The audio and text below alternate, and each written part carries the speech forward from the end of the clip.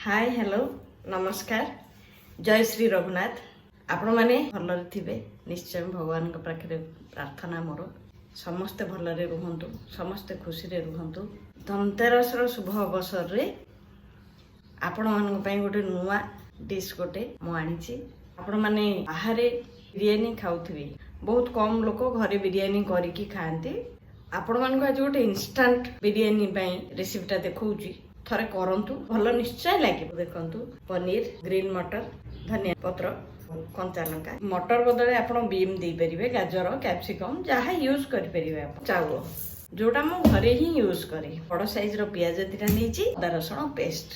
चलते देखा केमती कौन स्टार्ट हम प्रेसर बसैली सेपटे कड़े बसई एपटे प्रेसर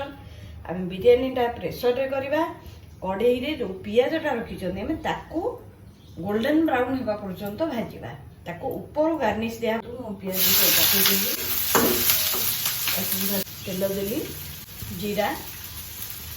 कंचा लंका मु पकईली अदा रसुण पेस्ट हल्दी गुंड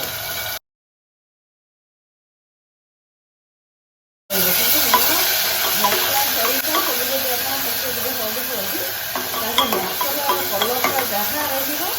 खाइबार कलर मसला सब कषा कषे गोटे तार टेक्सचर गोटे कलर बढ़िया अच्छे आपने देखु मो पाखक आनी देखी मसलार कलरटा केमती लगुच ना मटर पनीर आपको देखी मुझे बड़ बड़ पीस टे काटी गरम मसला टे देदेली चिकेन मसला पूरा होगला पिज को काढ़ीदेवा देखु जो चाउल काढ़ी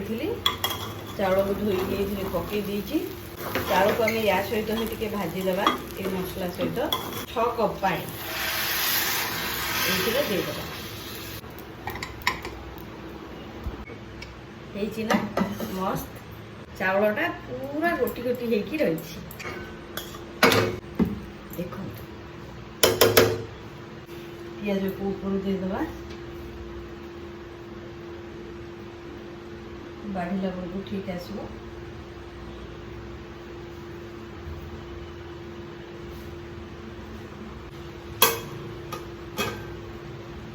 यहाँ थरे निश्चय ट्राए करंतु बहुत बढ़िया लगे टेस्ट भी बहुत भल आसो खाई देखु करी खाई देखु केमी लगुच मत कमेंट निश्चय जनइबे थैंक यू।